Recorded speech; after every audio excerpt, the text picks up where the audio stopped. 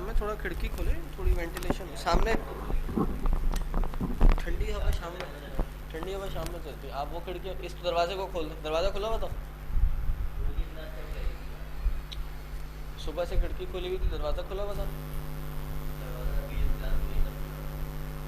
صبح سے کھولے گی کھڑکی, دروازہ کھولے گا تو وینٹیلیشن ہوگی, ورنہ نہیں ہوگی. وہ کھڑکی بھی کھولیں, اس کمرے کی بھی کھڑکی کھولیں. الحمد للہ رب العالمین, الصلاة والسلام علی نبینا محمد وعلى آلہ وصحبہ اجمعین ومن تبعهم بإحسان إلى يوم الدين. رب اشرح لي صدري ويسر لي أمري واحلل عقدة من لساني يفقه قولي. فأعوذ بالله السميع العليم من الشيطان الرجيم من حمده ونفخه ونفسه. بسم الله الرحمن الرحيم. السلام علیکم ورحمۃ اللہ وبرکاتہ. جی کیا پڑھا تھا ہم نے لاسٹ کلاس میں؟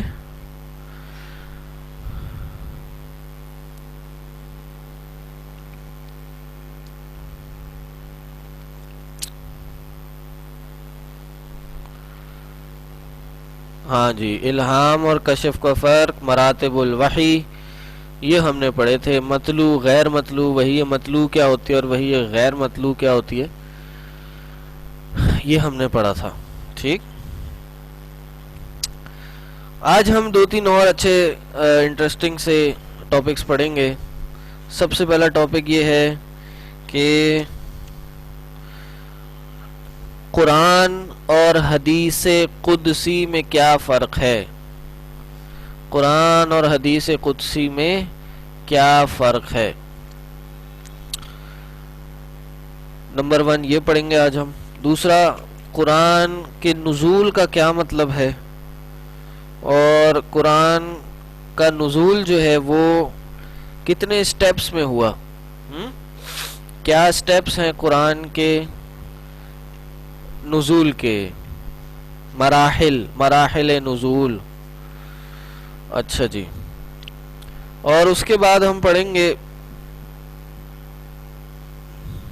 کہ قرآن کو آہستہ آہستہ کیوں نازل کیا گیا. ایک ہی دفعہ کیوں نہیں اتار دیا بھائی قرآن.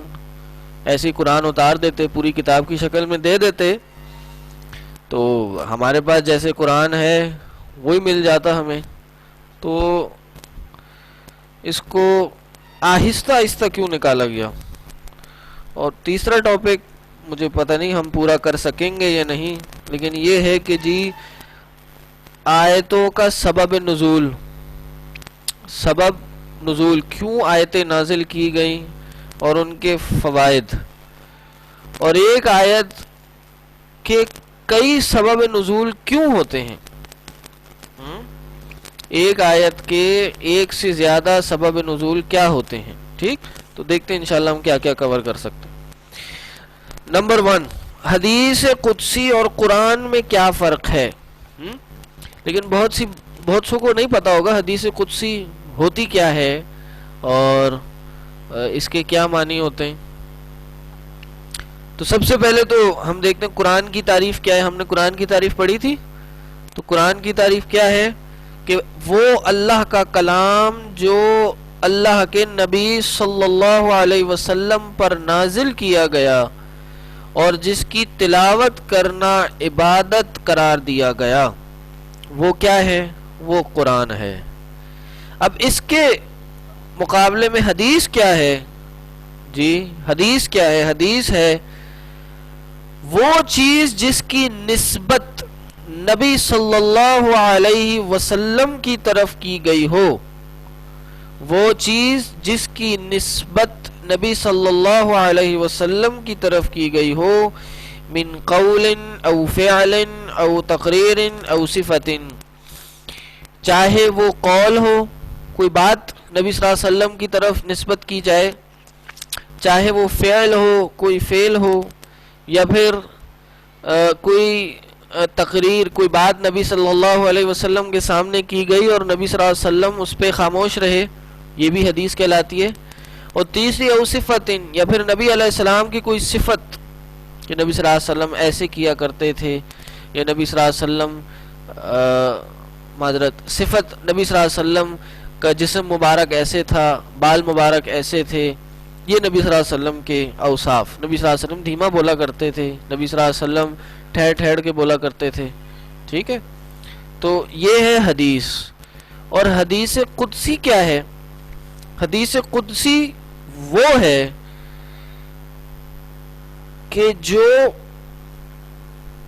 نبی صلی اللہ علیہ وسلم کے واسطے سے ہم تک پہنچے اور آپ صلی اللہ علیہ وسلم اسے اللہ تعالی کی طرف منسوب کریں.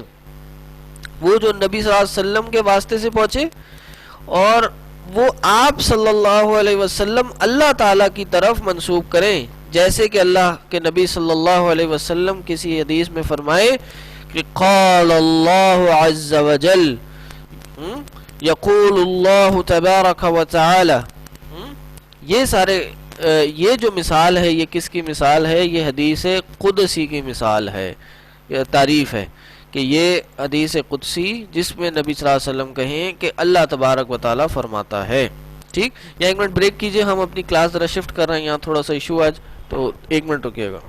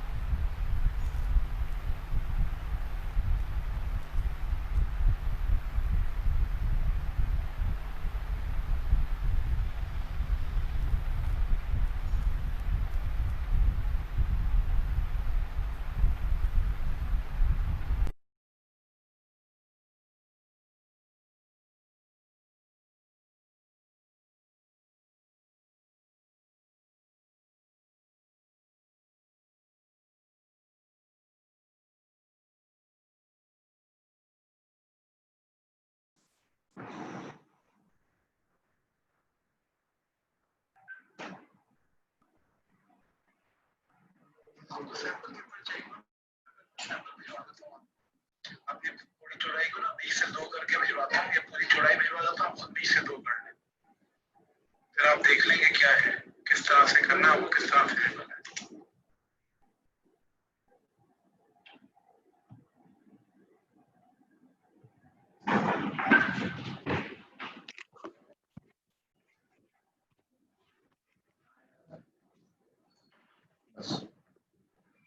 ٹھیک جی، آواز آ رہی ہے سب کو؟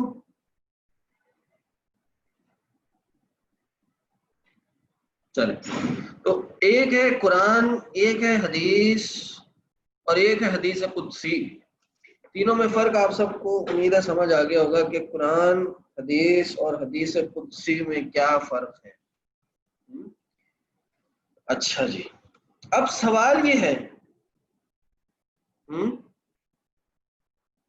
سوال یہ ہے کہ حدیث قدسی اور قرآن میں کیا فرق ہے؟ قرآن میں بھی تو اللہ تبارک و تعالیٰ فرما رہے ہیں، اور حدیث قدسی میں بھی نبی صلی اللہ علیہ وسلم فرما رہے ہیں کہ اللہ تبارک و تعالیٰ فرماتا ہے. ٹھیک جی، اب آ رہی ہے آواز؟ جی، بہتر ہو گئی آواز؟ میں مائک کا والیوم بڑھاتا ہوں.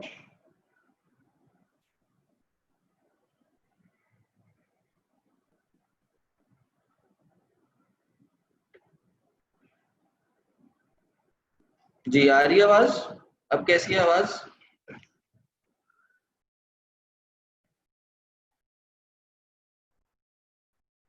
چل،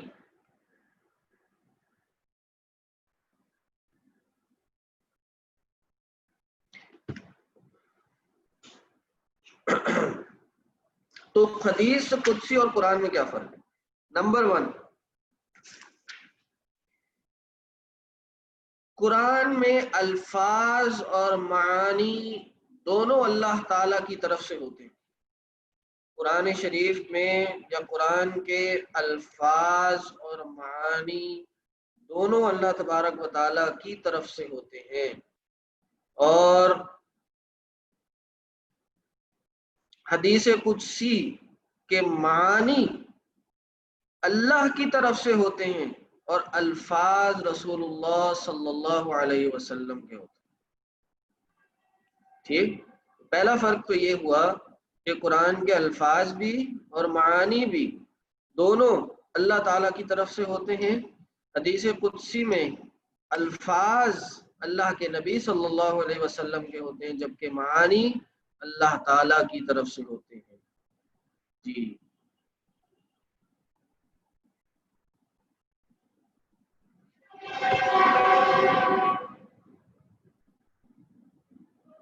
چلیں جی، چیٹ آپ لوگ کی ڈسیبل ہوگی، جب سوال ہوگا انشاءاللہ میں کھول دوں۔ ایک تو یہ فرق ہو گیا۔ دوسرا فرق یہ ہے کہ قرآن جو ہے وہ سند تواتر سے ثابت ہے، سند تواتر سے، اور قطعی الثبوت ہے۔ کیا بات ہوئی، کیا مسئلہ ہوا؟ سند تواتر یعنی قرآن جو ہے وہ بہت زیادہ نیریشن سے ہمارے پاس آیا ہے کہ آپ قرآن کو غلط ہونے کا شک بھی نہیں کر سکتے، ڈاؤٹ ہی نہیں کر سکتے آپ قرآن میں۔ قطعی الثبوت ہے، یعنی قرآن کا ثابت ہونا یہ بڑا قطعی ہے۔ قطعی سے کیا مراد ہوتا ہے؟ یہ بڑا ٹھوس ہے، یہ قرآن ثابت ہے، یہ اس میں کوئی شک نہیں ہے۔ لیکن حدیث قدسی جو ہوتی ہے وہ تواتر سے ثابت نہیں ہوتی، ٹھیک، ان میں ضعیف بھی ہوتی ہیں، ضعیف احادیث بھی ہوتی ہیں۔ قرآن میں حالانکہ ایسا نہیں ہوتا، آپ کہیں جی یہ صورت صحیح ہے، یہ حسن ہے، یہ ضعیف ہے، اور حدیث قدسی میں یہ چیزیں حدیث قدسی احادیث میں ہوتی، قرآن میں آپ یہ بات نہیں کہتے۔ یہ دوسرا فرق ہے۔ تیسرا فرق، قرآن کو نماز میں بطور تلاوت پڑھا جاتا ہے، قرآن کو نماز میں بطور تلاوت پڑھا جاتا ہے، اور اس کے ہر حرف پڑھنے پر 10 نیکیاں ملتی ہیں۔ قرآن کے ہر حرف کو پڑھنے پر 10 نیکیاں ملتی ہیں، جبکہ حدیث قدسی اس کے برعکس ہے، اس کے اپوزٹ ہے۔ حدیث قدسی تو آپ قرآن میں نہیں پڑھتے، اور نہ کسی نے یہ کہا چیز آپ حدیث کا کوئی حرف پڑھیں گے، علم ہو، سمجھ آئے نہ آئے، آپ کو اس کا ثواب ملتا رہے گا۔ تو ایسا نہیں ہے۔ قرآن کو حدیث قدسی کا مطلق ثواب ہے کہ آپ حدیث قدسی پڑھتے ہیں، سمجھتے ہیں، اس کو یاد کرتے ہیں، اپنے پاس محفوظ کرتے ہیں، کوئی بیان کرتا ہے تو نوٹ کر لیتے ہیں، ان سب کا ثواب تو ہے، لیکن تلاوت کا جو ثواب ہے وہ قرآن کے ساتھ خاص ہے کہ ہر حرف پر پڑھنے پر 10 نیکیاں ہیں۔ اللہ کے نبی صلی اللہ علیہ وسلم نے فرمایا کہ میں یہ نہیں کہتا کہ الف لام میم ایک حرف ہے، بلکہ الف ایک حرف ہے، لام ایک حرف ہے، میم ایک حرف ہے۔ انسان جب یہ تینوں پڑھے گا تو پھر انسان کو 30 نیکیاں مل جائیں گی۔ یہ تیسرا فرق ہو گیا۔ اور چوتھا فرق کیا ہے کہ قرآن مجید جو ہے یہ ایک معجزہ ہے، اٹس اے میریکل، اور یہ دوسروں کے لیے چیلنج ہے۔ چیلنج دیا گیا کہ بھائی فَأْتُوا بِسُورَةٍ مِّن مِّثْلِهِ، کہ اس قرآن جیسی کوئی صورت اٹھا کے لے آؤ۔ تو ہم یہ دیکھتے ہیں کہ حدیث رسول میں ایسا کوئی چیلنج یا پھر احادیث قدسیہ کو یہ چیلنج نہیں دیا گیا، بلکہ یہ چیلنج خاص قرآن کے لیے ہے۔ تو یہ 4 فرق ہیں حدیث قدسی اور قرآن کے۔ اس کے حوالے سے آپ کے ذہن میں کوئی سوال ہو تو آپ کر سکتے ہیں، ریپیٹ کرنے کا سوال مت دیجیے گا۔ باقی بھائی جو ہیں وہ اپنے نوٹس اس کے چیٹ میں ڈال دیں خود ہی سے، تاکہ جو ریپیٹ سننے والے جن سے کوئی رہ گیا وہ خود ہی اس کو نوٹ کر لیں۔ کوئی اور سوال ہے تو وہ کر لیجیے گا۔ جی اب آپ کے پاس کی چیٹ کھل گئی، آپ لوگ سوال کر سکتے ہیں۔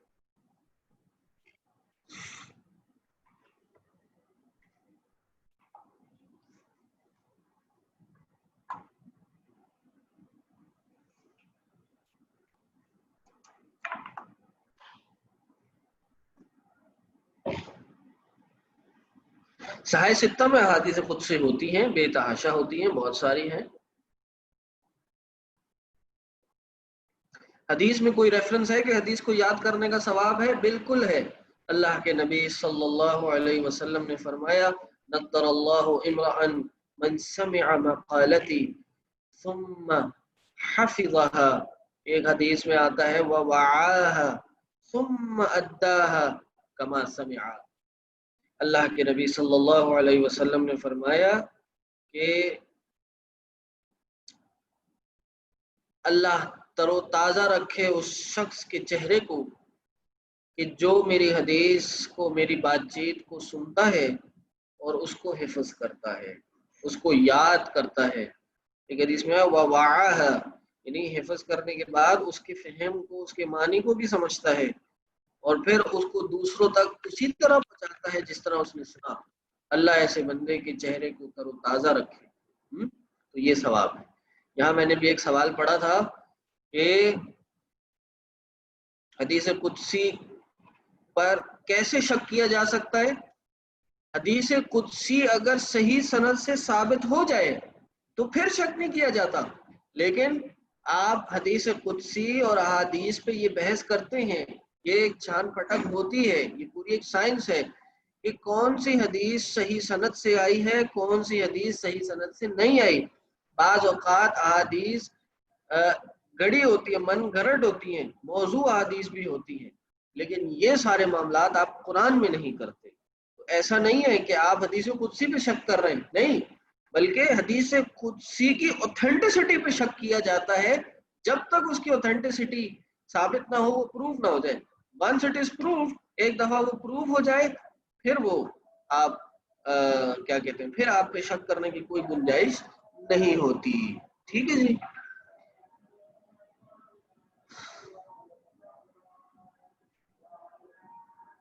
حدیث قدسی کے مجموعے پر لکھی جانے کی کتاب میرے علم میں نہیں ہے، دیکھ لوں گا انشاءاللہ، بتا دوں گا. جی چلے جی. بہرحال اب یہاں نماز کا بھی ٹائم ہو گیا انشاءاللہ، ابھی 7:25 ہو رہے ہیں. انشاءاللہ ہم 7:45 یا 40:45 پہ انشاءاللہ ہم واپس ملیں گے اور کلاس ہماری 8:05 یا 8:10 تک کوشش کریں گے چلانے. ٹھیک ہے جی. چیٹ ڈسیبل کر رہا ہوں میں.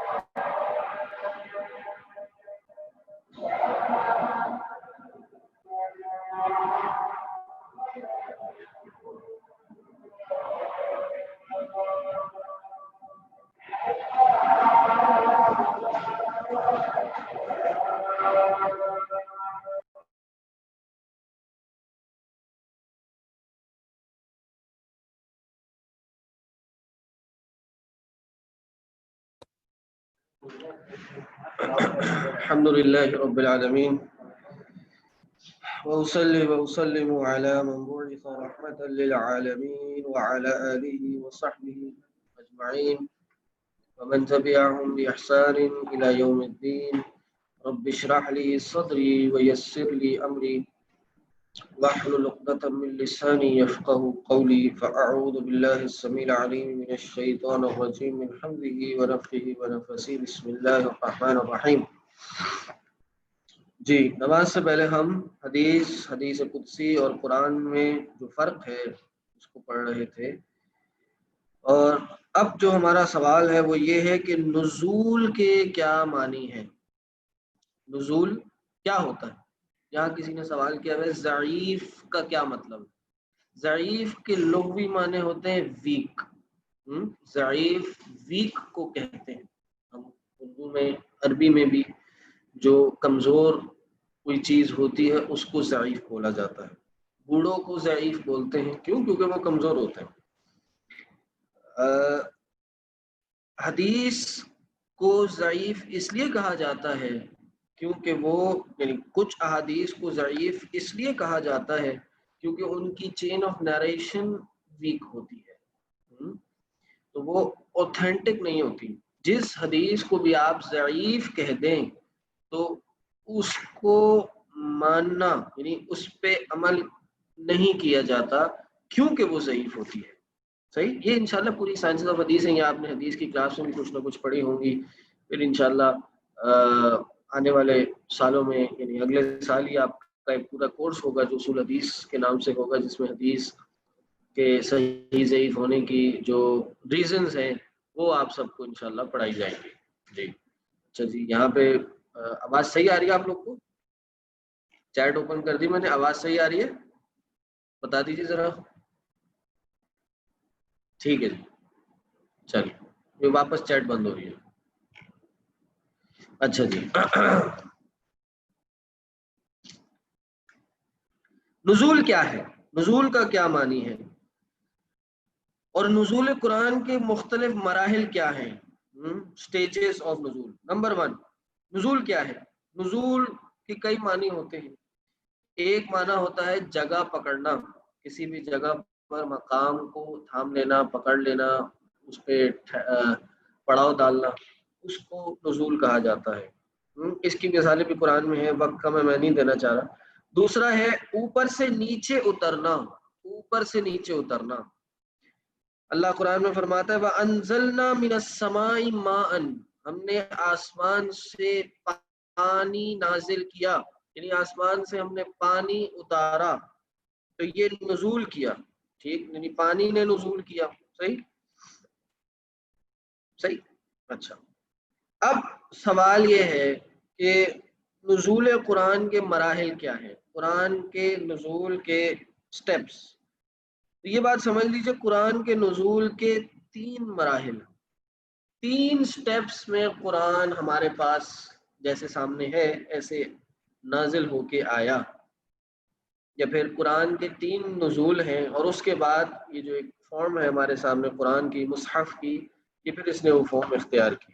ٹھیک. پہلا نزول لوح محفوظ میں ہوا. اللہ تبارک و تعالیٰ نے قرآن کو لوح محفوظ پہ اتارا. وہ کیا ہے؟ وہ نزول کا پہلا مرحلہ ہے کہ قرآن کو لوح محفوظ میں اتارا. قرآن میں فرماتا ہے اللہ تبارک و تعالیٰ بل هو قرآن مجید فی لوح محفوظ، سورۃ البروج. تو یہ پہلا مرحلہ. دوسرا مرحلہ کیا ہے؟ دوسری سٹیج آف نزول آف قرآن کیا ہے؟ نزول کو ہم انگلش میں کیا کہیں گے؟ نزول بالکل میرے ذہن میں نہیں آ رہا جی، کوئی ہیلپ کرے میری، میں چیٹ کھول رہا ہوں. نزول کو ہم انگلش میں کیا کہیں گے؟ ہاں، ریویل. ڈسینڈ تو نہیں کہہ سکتے، reveal. Stages of revelation, revealing down the Quran, stages of revealing down the Quran. چلیں جی، بس جزاک اللہ جزاک اللہ جی، شکریہ. اچھا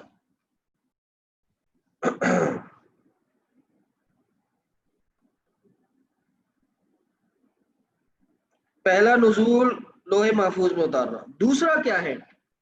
لوح محفوظ سے بیت المعمور، بیت العزہ میں ہونا.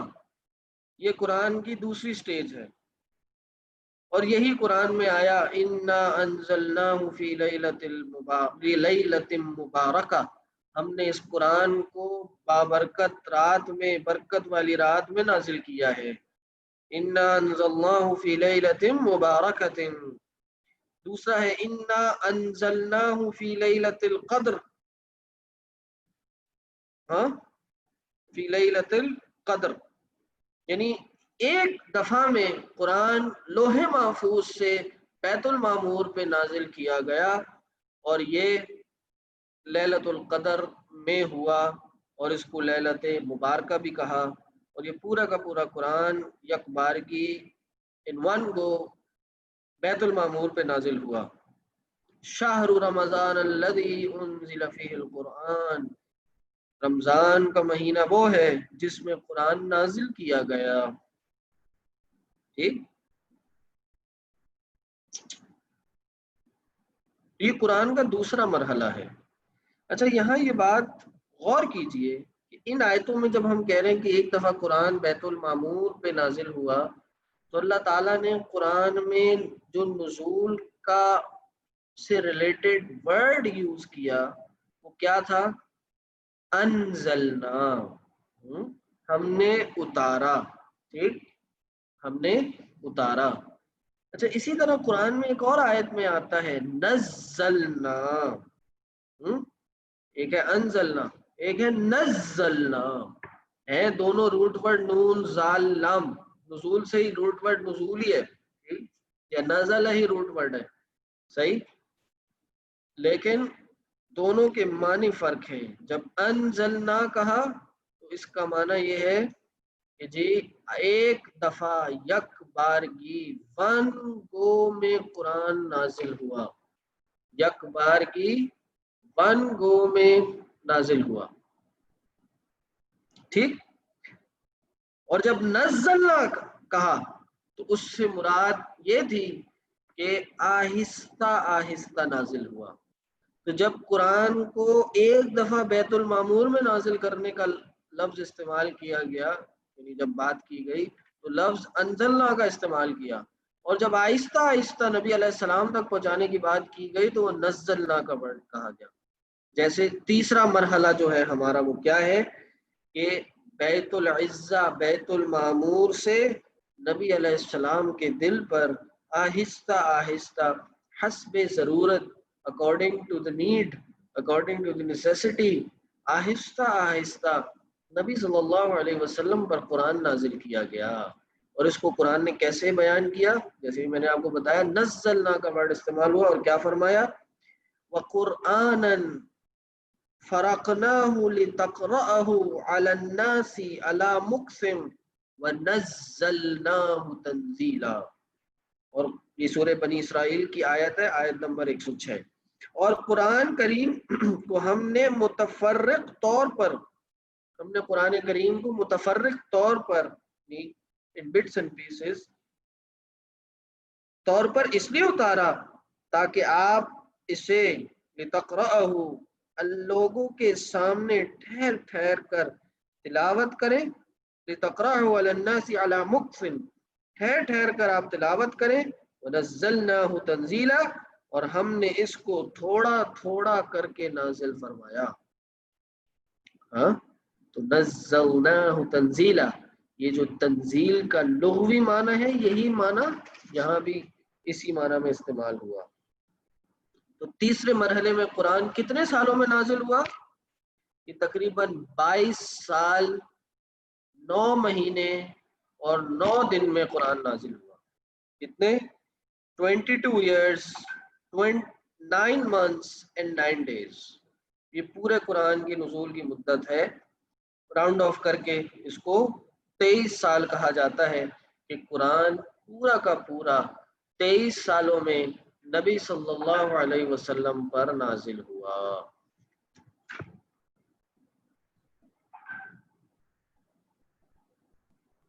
صحیح جی، یہاں تک بات سمجھ آ گئی؟ چیٹ میں کھول رہا ہوں، کوئی سوال ہے تو کر لیجئے، ہم اگلے ٹاپک تک بڑھیں۔ جی انگلش نوٹس کا کسی نے کہا بھائی یہ آپ ذرا پرووائڈ کر دیجئے۔ 22 years 9 months and 9 days۔ بیت المعمور، بہت اچھا سوال کیا۔ بیت المعمور یہ کعبہ کے اوپر ایک جگہ ہے، ایک گھر ہے، بیت العزہ، عزہ نہیں، عزہ، عزت، عزت سے نکلا ہے، ٹھیک، عزت سے نکلا بیت المعمور، بیت العزت، ٹھیک۔ یہ وہ جگہ ہے جس پہ فرشتے طواف کرتے ہیں، ٹھیک، اور اس کے بارے میں آتا ہے کہ فرشتے ہر روز اس کا طواف کرتے ہیں، اور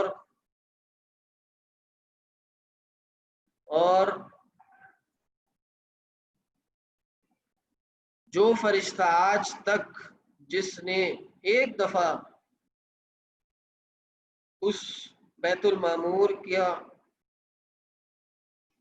المعمور کا طواف کر لیا، بعد میں اس کو موقع نہیں ملا، نہ ملے گا۔ اور ایک دن میں 70,000 فرشتے اس بیت المعمور کا طواف کرتے ہیں. ٹھیک ہے جی.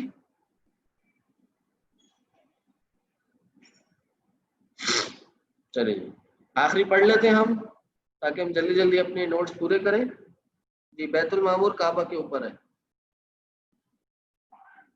مکہ میں نہیں ہے، اوپر آسمانوں میں ہے. جی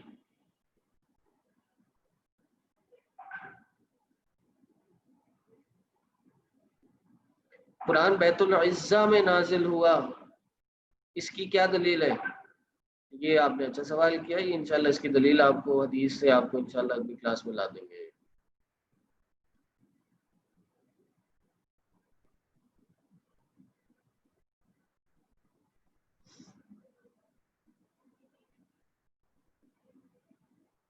بیت القرآن بیت العزہ سے آپ صلی اللہ علیہ وسلم کے قلب مبارک پر نازل ہوا. جی بالکل. چلے جی اگلا سوال ہے، قرآن کو آہستہ آہستہ بیت العزہ سے نبی صلی اللہ علیہ وسلم کے دل پر آہستہ آہستہ کیوں نازل کیا گیا؟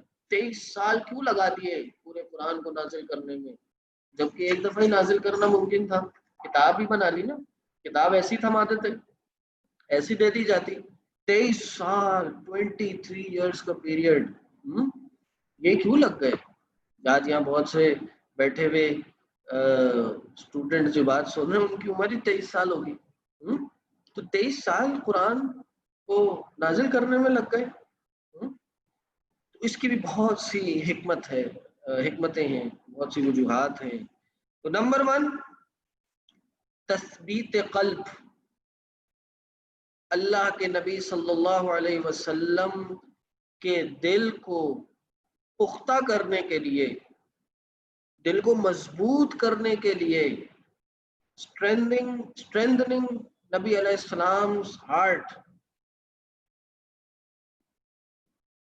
اس لیے قرآن کو 23 سالوں میں نازل کیا گیا. اس کا مطلب کیا ہے کہ مشرکین اور منکرین رسول اللہ صلی اللہ علیہ وسلم، صحابہ کو اور نبی صلی اللہ علیہ وسلم کو مختلف طرح کی پریشانیاں، اذیتیں، ٹارچر دیا کرتے تھے، جس کی وجہ سے صحابہ اور نبی صلی اللہ علیہ وسلم بہت پریشان ہوا کرتے تھے. اور اسی پریشانی کو دور کرنے کے لیے نبی صلی اللہ علیہ وسلم کو تسلی دی جاتی تھی، موٹیویشن دی جاتی تھی. اور نبی صلی اللہ علیہ وسلم کو سابقہ امتوں کے، سابقہ انبیاء کے قصے سنائے جاتے تھے کہ اے نبی آپ سے پہلے بھی بہت سے انبیاء کے ساتھ یہی ہوا، ان کے ساتھ بھی یہی معاملہ ہوا. یہ جو کفار آپ کے ساتھ کر رہے ہیں ان کا انجام صحیح نہیں ہوگا. سابقہ جو کافر قومیں تھیں ان کا بھی ہم نے انجام بہت برا کیا، ان کا بھی خاتمہ بالخیر نہیں ہوا، اور ان کے ساتھ بھی ہم نے معاملہ کیا. آپ بھی بے فکر ہو جائیے، آپ کہ جو کفار ہیں ان کو بھی ہم نہیں چھوڑیں گے. قرآن میں اس کی دلیل ہے وَكُلًّا نَقُصُّ عَلَيْكَ مِنْ أَنْبَاءِ الرُّسُلِ مَا نُثَبِّتُ بِهِ فُؤَادَكَ. اور ہم سورہ ہود آیت نمبر 120، اور ہم رسولوں کے حال احوال آپ کے سامنے اس لیے بیان کرتے ہیں کہ اس کے ذریعے سے آپ کے دل مضبوط ہو جائیں.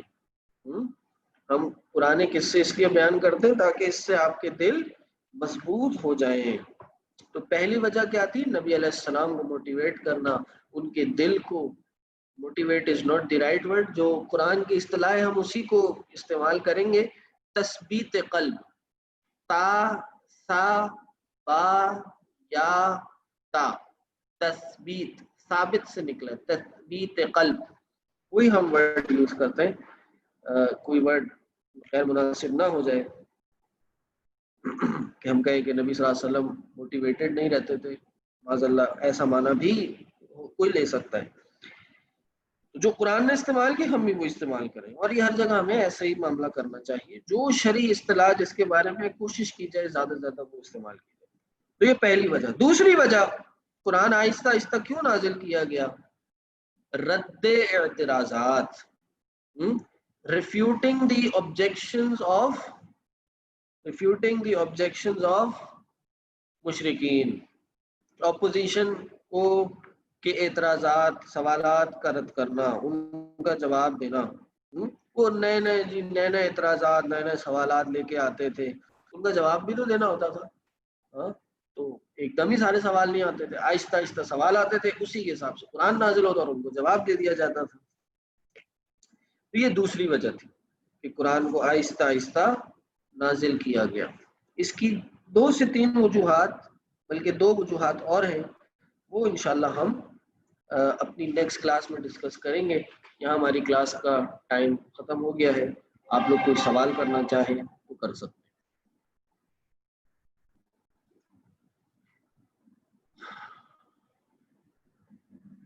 ظہور کے مراحل میں حضرت جبرائیل کا تذکرہ نہیں آیا، اس کو کیا کہیں گے؟ جبریل ہی لاتے تھے، جب وحی لاتے تھے تو جبریل ہی لاتے تھے نبی صلی اللہ علیہ وسلم پر. جی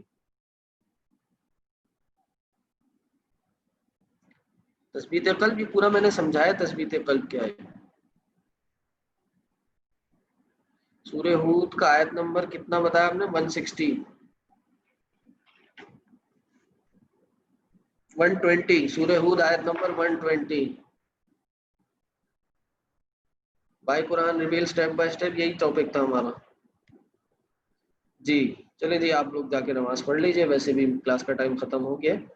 انشاءاللہ نیکسٹ کلاس آپ کو مل جائے گی.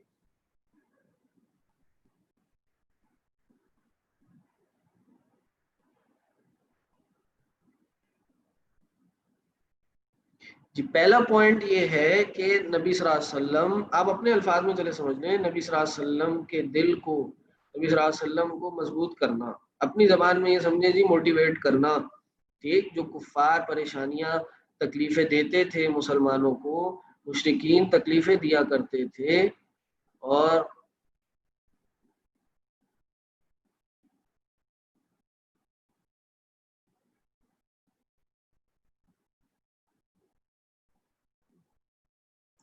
جو تکلیفیں دیا کرتے تھے، پریشانیاں ان کو پہنچایا کرتے تھے، اسی کا کہہ لیجئے اسی کو مضبوط کرنے کے لیے، ان کو ان کی تثبیت قلب کے لیے، ان کی موٹیویشن کے لیے ان کو قرآن آہستہ آہستہ نازل کیا جاتا تھا. ٹھیک، کیپ ہم مورلائز، یہ بھی چلے ایک اچھا ورڈ ہے، ان کا مورال ہائی رکھنے کے لیے. جزاک اللہ خیر، یہ بہت اچھا ورڈ ہے. ان کا مورال ہائی رکھنے کے لیے یہ کام کیا جاتا تھا. ٹھیک، اور دوسرا پوائنٹ یہ ہے کہ جو سامنے سے اعتراضات آتے تھے، جو سامنے سے کوشچنز آیا کرتے تھے، آبجیکشنز آیا کرتے تھے، وہ اس کا جواب دینے کے لیے قرآن نازل کیا گیا. چلیں جی، اب کسی نے کوئی بات کہہ دی اس کو چھوڑ دیں. آپ لوگ بار بار میسج نہ کریں، اپنا کام رکھیں. میں نے بھی اگنور کیا، آپ لوگ بھی کیجئے. جو کام کی بات ہے وہ کیجئے. جزاک اللہ، بارک اللہ فیک. ابھی بہت سارے لوگ ہیں، ہم ہر کسی کی بات کا جواب دینے بیٹھیں گے تو ہماری کلاس نکل جائے گی. ٹھیک ہے جی.